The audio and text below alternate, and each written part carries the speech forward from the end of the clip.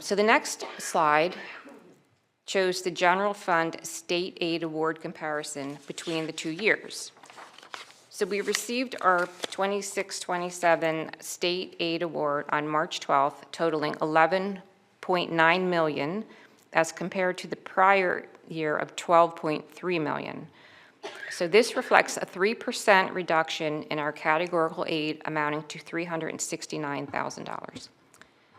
The DOE increased all major cost factors, including base cost per pupil, special education cost per pupil, special education speech-only cost per pupil, special education categorical aid, security aid, and transportation aid per pupil, and mileage rates.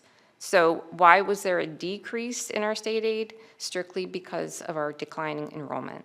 Had our enrollment remained the same as the prior year, using the increased DOE rates, we would have seen an increase in our state aid of $461,000 instead of a $369,000 decrease, and that is a swing of $830,000.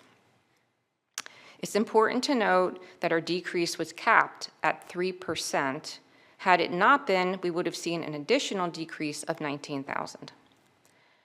So just to do a quick overview of this. So transportation aid decreased by $329,000 to $3.8 million.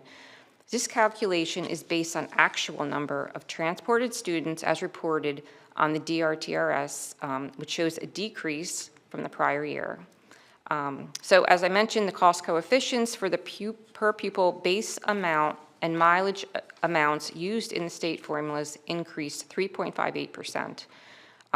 So transportation aid is comprised of 2 calculations. Basically, one is for regular education and one is for special education.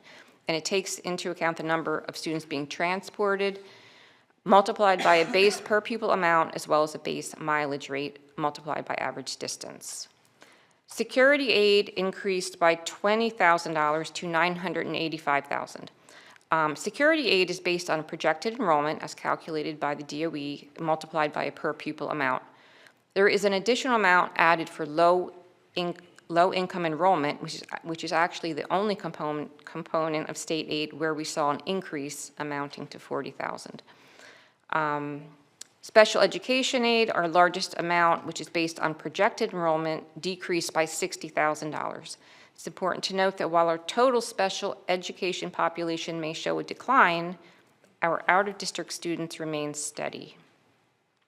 The equalization aid formula has changed to a 3-year average, but does not apply to us. The calculated local fair share, which is based on district property values and income, is $192 million versus our adequacy budget of $121 million. So you can see there's a wide gap